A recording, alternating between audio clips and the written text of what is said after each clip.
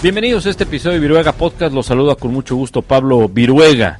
Hablaremos del draft de la NFL, el draft 2020 que se llevó a cabo este fin de semana. Haremos un resumen general, no hablaremos de cada uno de los equipos, ya en los próximos episodios estaremos platicando de las divisiones de cada una de ellas, pero si les parece haremos un resumen general de lo que vivimos en el draft, ganadores, perdedores y sobre todo experiencias que les voy a contar de lo que vivimos en el draft. Lalo Varela y un servidor, un draft atípico, un draft virtual y que seguramente ustedes lo estuvieron siguiendo, y gracias por estar en contacto con todos nosotros. Recuerde las vías de comunicación en @Pablo Viruega, en Instagram, en Facebook, también en Twitter, y el correo electrónico es info@pabloviruega.com. Si les parece, iniciamos este Viruega Podcast.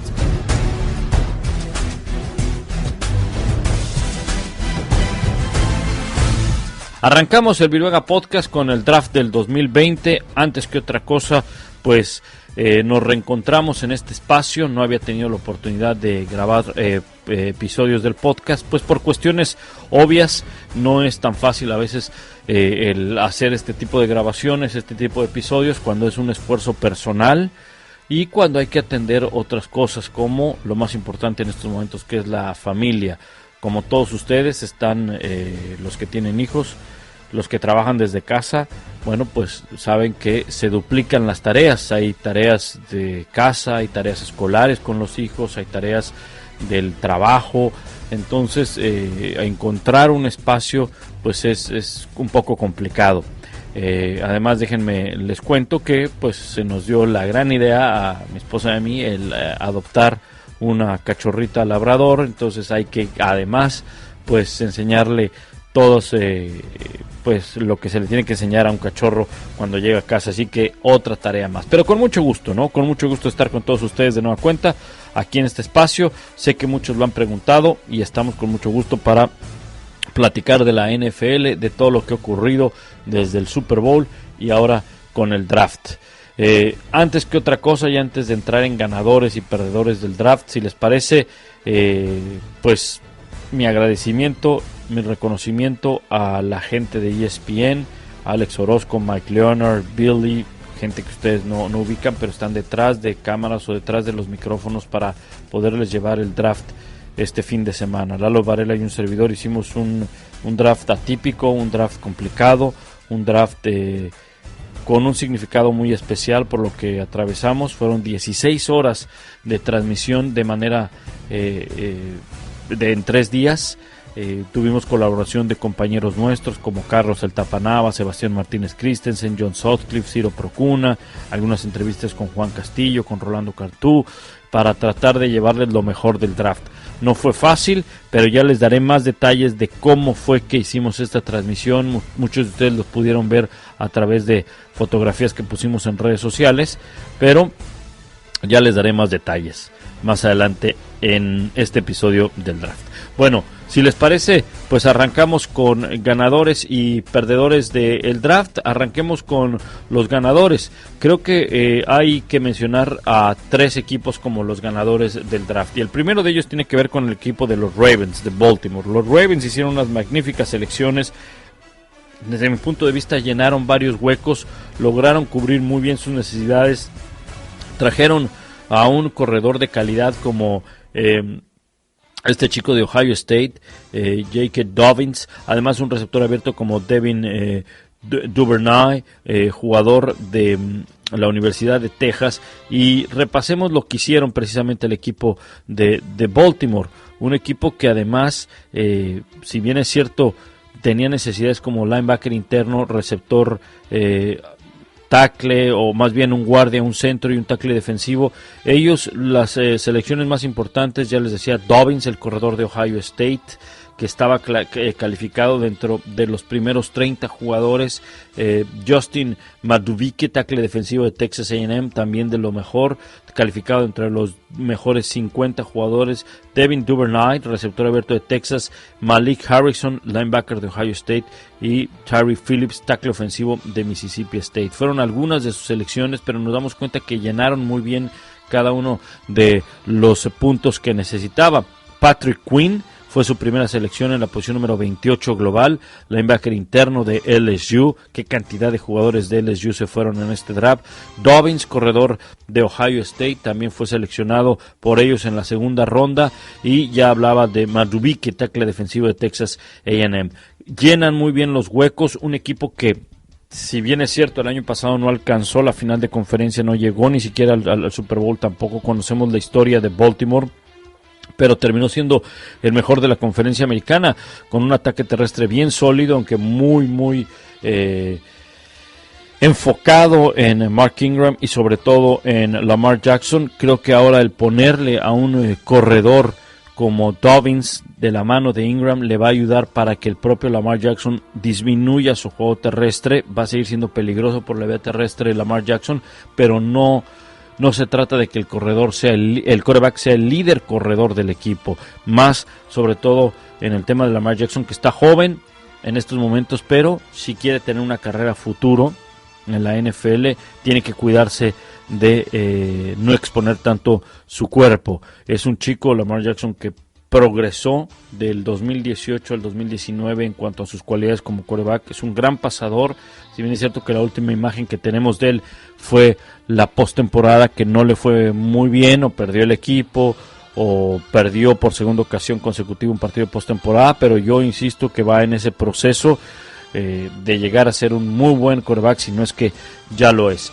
Bueno, otro de los equipos que para mí resulta ganadores es el conjunto de Indianápolis. Indianápolis, déjenme decirles que yo no estoy muy de acuerdo con lo que hizo en la agencia libre en traer a Philip Rivers. Para mí Philip Rivers pues es un quarterback que ya no debería estar en la NFL. Es un quarterback que nos demostró el año pasado pues que tiene problemas, ¿verdad?, en la fortaleza de su brazo. Muy probablemente para el inicio de la campaña lo vaya manteniendo, pero después, conforme va avanzando la temporada, conforme se va desgastando ese brazo, creo que ahí es donde puede llegar a tener problemas Philip Rivers. Aún así, eso no deja a un lado lo bien que lo hicieron en el draft, y en el draft hay que señalar que el equipo de los Colts necesitaba quarterback, receptor, ala defensiva y esquinero, y tienen a un receptor como Michael Pittman, que es un gran receptor de la Universidad de USC. Es un receptor que trabaja muy bien en trayectorias profundas, sobre todo. Jonathan Taylor, corredor de Wisconsin, creo que esta es una muy buena adición para el equipo de Indianápolis. ¿Por qué? Porque le va a dar esa fortaleza, le va a dar precisamente ese balance y esa descarga de responsabilidad a Philip Rivers. Si vas a tener a Philip Rivers como quarterback, entonces asegúrate de tener un buen juego terrestre, asegúrate de tener una muy buena protección, porque es un quarterback que no tiene movilidad, es un quarterback que, bueno, nunca ha tenido movilidad, pero es un quarterback que, insisto, la fuerza en el brazo la va perdiendo, si no es que ya la perdió, pero conforme avance la campaña va a ir disminuyendo esa fortaleza en el brazo. Yo soy un convencido, y lo mencioné y lo reitero una y otra vez, en el juego en el Estadio Azteca, Philip Rivers no tiene nada más que hacer en la NFL. Le dieron otra oportunidad, está bien, entonces si le vas a dar otra oportunidad, cúbrelo con elementos que puedan ayudarle, y tienen un receptor, un corredor. Después fueron por Jacob Eason en la cuarta ronda, previamente en la tercera fueron por un safety, Julian Blackman, pero se llevaron a Jacob Eason, quarterback de Washington. Eason puede llegar a ser el jugador que tome ese puesto de quarterback a futuro y pueda ser un quarterback que lo desarrollen en esta temporada. Obviamente él no va a ser el titular, de ver qué manera progresa en la pretemporada, de ver de qué forma progresa en la temporada regular, en los entrenamientos, para más adelante acabar como el titular. Es un plan a un futuro cercano Jacob Eason, pero fue una buena selección. Danny Pinter, jugador de Ball State, guardia ofensivo, buena adquisición en la quinta ronda para, insisto, tener que proteger a un Philip Rivers. Hay que tomar en cuenta también que está ahí Jacoby Brissett, entonces creo que fue un buen draft en términos generales para el equipo de Indianápolis. Otro conjunto que para mí fue un ganador, el equipo de Minnesota. Minnesota necesitaba receptor abierto, esquinero, tackle ofensivo, tackle defensivo, y se lleva a 15 selecciones. Para empezar, 15 jugadores fueron seleccionados por el conjunto de los Vikings, pero hay que ver la manera como repartieron sus selecciones en distintas áreas del equipo. Los Vikings es un conjunto que hace 2 años estaba en la final de la Conferencia Nacional. El año pasado no tenía esa misma fuerza, pero dio la gran sorpresa y eliminó un favorito en la Nacional, como fue el equipo de los Saints, y ahora se refuerza bien. Es un sólido candidato para estar en postemporada. No lo descarto para estar peleando título de la Conferencia Nacional. Si ustedes me preguntan quiénes son los favoritos en la Nacional, creo que caeremos en los mismos que todos tenemos. Agréguenle si quieren a Tampa Bay para contendiente a postemporada. Pero hay todavía un grupo de equipos que pueden estar peleando la Conferencia Nacional, y entre esos equipos está el conjunto de Minnesota. Agreguemos lo que hace en el draft, entonces lo pone como un equipo bien sólido. Justin Jefferson de LSU, el receptor abierto, es su primera selección. Se llevan a Jeff Gladney, también en la primera ronda, esquinero. En la segunda tienen otra selección que es Ezra Cleveland, tackle ofensivo de Boise State. Entonces empiezan a llenar cada uno de sus huecos. En la tercera ronda vuelven a seleccionar y toman a un esquinero, Cameron Dantzler de Mississippi State. En la cuarta tienen 3 selecciones, en la quinta tienen otras 2 selecciones, en la sexta 2 y en la séptima 3 selecciones. En cada una de las rondas los Vikings tuvieron selecciones. ¿Por qué? Por los cambios, por lo que adquirieron por Stephon Diggs, por una u otra cosa, pero este equipo tuvo selecciones en cada una de las rondas. En la segunda y tercera solamente una selección, y en las demás tuvieron al menos 2 selecciones. Por eso es que lo hace ganador, porque se llevó 15 selecciones. A veces no importa tanto el número, sino la calidad, pero cuando tienes tantas selecciones y las empiezas a repartir en varias partes del equipo, entonces vas a tener profundidad y vas a tener un muy buen draft. Seleccionaron esquinero, seleccionaron receptor abierto, ala defensiva, tackle defensivo, linebacker interno, receptor, tackle ofensivo, un quarterback como Nate Stanley de Iowa, que también es muy buen quarterback, hasta la séptima ronda. En fin, tocaron cada una de las posiciones en el draft, y creo que de lo más importante era lo que decía hace un momento, con Justin Jefferson, el receptor abierto, Jeff Gladney, esquinero, Ezra Cleveland, tackle ofensivo, y también a Cameron Dantzler, otro esquinero. Se llevaron 3 esquineros en el draft, así que 4 esquineros, perdón, 3, a Harrison Hand de Temple hasta la quinta ronda. Esos para mí fueron los 3 grandes ganadores del draft: el equipo de Baltimore, Indianapolis y Minnesota, los 3 grandes ganadores del draft. Ahora hablaremos de los perdedores, pero antes, muchos de ustedes en redes sociales nos mandaban mensajes de que habláramos de jugadores, de que habláramos de los equipos, de por qué no estábamos pasando esto, por qué no estábamos pasando lo otro. Déjenme decirles que fue un draft un poco complicado, porque el año pasado, si ustedes siguieron el draft por ESPN, el año pasado tuvimos a Miguel Pasquel, a Sebastián Martínez Christensen, estaba Lalo Varela, estaba Álvaro Martín, Raúl Alegre y el coach Juan Castillo. Todos estábamos en el estudio, ¿verdad? Y entonces entre todos llevamos el draft. Algunas intervenciones de nuestros compañeros de NFL Live en México. También obviamente teníamos gente en Tennessee como el Tapanava. En fin, era un equipo muy grande y pudimos hacer una transmisión exclusivamente en español, tomando solamente algunas imágenes de ESPN doméstico, pero gran parte era apoyada con lo que teníamos en el estudio. Este año no pudo ser así. Este año, por el tema del COVID-19,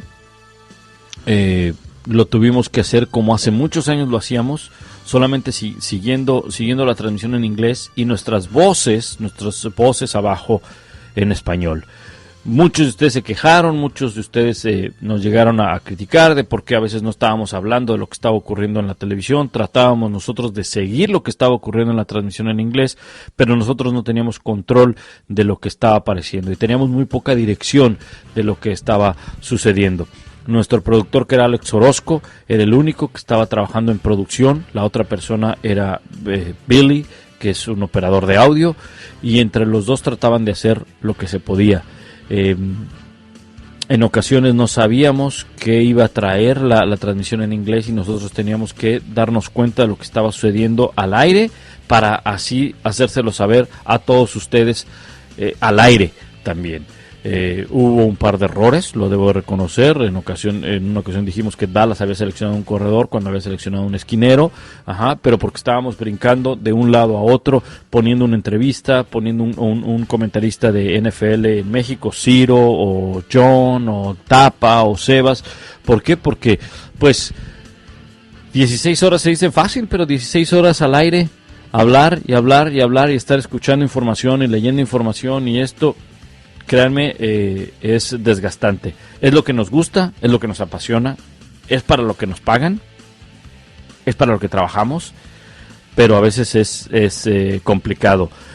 Yo contestaba algunos de sus cuestionamientos vía Twitter, les decía, tengan un poco más de comprensión porque no es fácil sentarse en una cabina, estar escuchando toda la transmisión en inglés, escuchar a Lalo, que Lalo estaba en otra cabina, eso se me olvidó decirlo, Lalo estaba en otra cabina, no estábamos en la misma cabina, Lalo y yo, Lalo estaba en otra cabina, y así era como a través de una cámara, pues nos veíamos, pero realmente estábamos leyendo información en inglés, datos que brincaban en ese momento de cada uno de los seleccionados, de la gente de todo el departamento de research, de investigación, de estadísticas de ESPN, te mandan datos.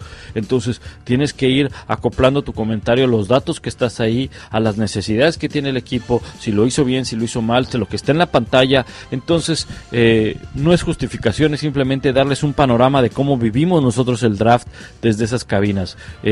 Teníamos el tiempo medido para en cada pausa, si necesitábamos ir al baño, teníamos que hacerlo para no dejar a nuestro compañero solo. Cuando entraba Sebastián Martínez Christensen al aire, lo hacía desde su casa por teléfono, viendo el draft, pero con un retraso de la señal, obviamente. Cuando entraba también Tapa Nava, Ciro o John, y era para darnos respiro a nosotros, y en ese momento aprovechábamos para ir a comer algo, ir al baño, ir por algo, estirarnos, en fin. Se los quería contar porque a veces es tan fácil y creen que pues sí, es tan fácil hacer las cosas. Insisto, no es justificación porque para eso nos gusta, nos apasiona, pero era como se vivió el draft, en cabinas separadas. 4 personas solamente llevamos el draft en español, 2 de ellas estuvimos al aire, Lalo Varela y un servidor, y las demás, como el Tapa, como Sebas, como Ciro, como John, pues entraron y nos ayudaron, y su ayuda fue valiosísima porque nos daba a nosotros respiro, pero sí fue una tarea titánica, fue algo sumamente complicado. Para mí ha sido de las transmisiones más difíciles que he podido hacer en mi vida, pero me recompensa que fue muy significativa por la época en la que estamos viviendo, porque fue lo más cercano a un evento deportivo o a un evento en vivo que tuvimos. Así que eso a mí me deja muy satisfecho, y ojalá que podamos que hayamos cumplido con todas y cada uno de las exigencias y de lo que ustedes buscaban. Bueno, los perdedores en el draft. Miren, los perdedores en el draft, yo pondría al más grande perdedor al equipo de los Packers. Los Packers fue de la más, o sea, es inconcebible, no se puede entender lo que hicieron. Seleccionar en la posición número 26 de la primera ronda a Jordan Love, quarterback de Utah State. Más allá de que el chico vaya a ser muy bueno o pueda llegar a ser muy bueno, y de que Aaron Rodgers está al final de su carrera, que lo sabemos, y que Aaron Rodgers viene de una temporada donde tuvo malos números en cuanto a rating, pero realmente Aaron Rodgers fue el culpable de que el equipo de los Packers no pudiera llegar al Super Bowl, porque se quedaron en la final de la Conferencia Nacional. Yo creo que yo nunca voy a señalar este fue el culpable. No, porque en un deporte en equipo todos tienen que ver, y todos tienen nivel de responsabilidad. Unos más, otros menos, si lo quieren ver de esa forma. Pero ¿qué necesitaba Green Bay? Se quedó a un partido de llegar al Super Bowl. ¿Y qué necesitaba? Receptores.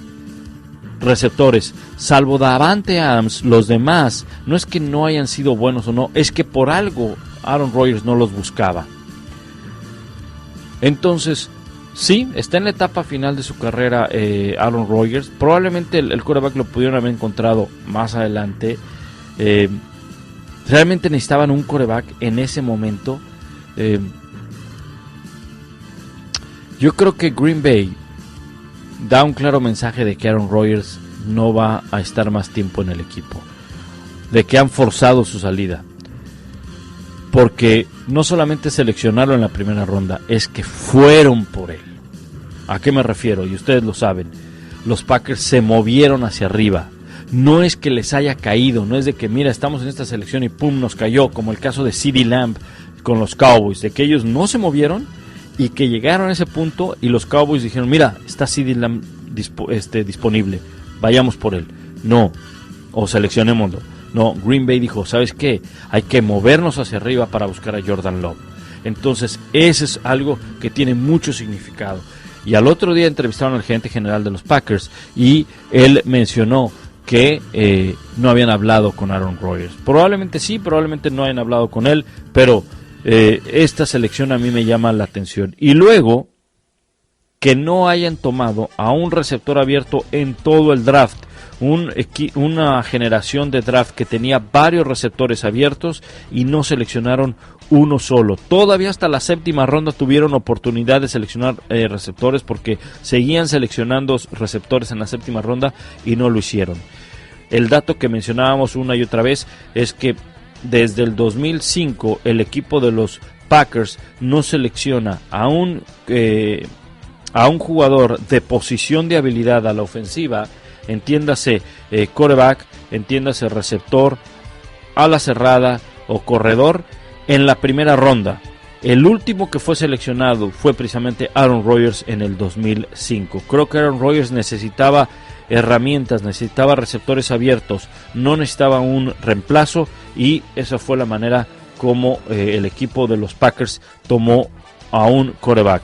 Por eso es para mí uno de los grandes perdedores, porque no cubre con su principal necesidad, que fue la de receptor abierto. Incluso todavía en la segunda ronda, pudiendo haber seleccionado receptores, van por un corredor con A.J. Dillon, cuando el corredor tampoco lo necesitaban porque tenían a dos buenos corredores en el roster.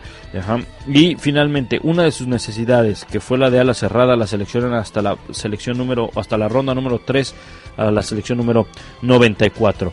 Otro de los perdedores, quiero decir, Atlanta se lleva un esquinero, A.J. Terrell, cuando bien podía haber tomado un receptor abierto. Si bien es cierto que tiene a Julio Jones, que tiene a Ridley, pero ponerle un arma más a Matt Ryan, entonces creo que hubiera sido factor, y sobre todo porque tenían ahí a CeeDee Lamb disponible, que se fue en la posición número 17 al equipo de los Cowboys. Otro perdedor, el equipo de Washington. No nos vayamos con la finta de que Chase Young, con esta selección, Chase Young será de impacto inmediato a la defensiva de Ohio State, pero lo que hicieron más adelante me genera algunas dudas. Antonio Gibson como corredor en la tercera ronda, en la cuarta van por un tackle ofensivo y por un receptor abierto. Si bien es cierto que necesitaban el tackle ofensivo, pero el corredor no sé qué tanto, aunque sabemos que han tenido problemas en el juego terrestre. No me gustan mucho las selecciones de Washington, pero la que sí acaba por ser la peor calificación, el peor equipo en el draft, porque ya no hablemos de perdedores, sino el peor draft es el de los Packers, al no llevarse a un receptor abierto y ponerle un quarterback a Aaron Rodgers en la posición número 26 de la primera ronda. Así está entonces los ganadores y perdedores de este draft. Nada más para recapitular: ganadores entonces el equipo de Baltimore, Minnesota y los Colts de Indianapolis; perdedores el conjunto de los Packers, sin lugar a dudas, Atlanta y Washington. De las sorpresas que se dieron, o la que más sorprendió quizá, o el robo, puede ser la de CeeDee Lamb de los Cowboys. No se esperaba que estuviera disponible en ese momento o en esa posición. Los Cowboys creo que aprovechan que tienen la oportunidad de seleccionar un jugador muy talentoso, y las necesidades que tenía el equipo de los Cowboys las acaba cubriendo más adelante. En los episodios que tendremos más adelante estaremos hablando precisamente de cada una de las divisiones, haciendo un breve análisis de cada una de las divisiones en el draft, y por supuesto también un draft atípico, un draft que pues tuvo un rating espectacular en televisión, por supuesto, porque era lo poco que se estaba viendo en vivo, pero que también nos llevó a la intimidad de la casa, no solamente del comisionado, de los gerentes generales, de los coaches, sino de los propios jugadores. Creo que al final eso se rescata, independientemente de que no se pudo llevar a cabo en Las Vegas, de que se cancelaron los eventos públicos y demás, pero al final creo que nos rescata que pudimos observar esa intimidad de las familias, de la manera como festejaron con los jugadores cuando fueron seleccionados, y tanta fue la intimidad que hasta conocimos al perro que tiene Bill Belichick, a Nike, de verdad, lo vimos y fue famoso el perrito, así que pues hasta eso nos llevó este draft virtual, un draft histórico, un draft que por primera ocasión se tuvo que realizar de esta manera, y que seguro la NFL le habrá sacado algo de provecho para en un futuro, cuando todo esto regrese a la normalidad, pues aprovechar este draft virtual para en las próximas ediciones probablemente tener esa intimidad de la casa de los jugadores y demás. Bueno, los esperamos en el próximo episodio de Viruega Podcast para el análisis de cada una de las divisiones en la NFL. Gracias, estén bien y saludos a sus familias.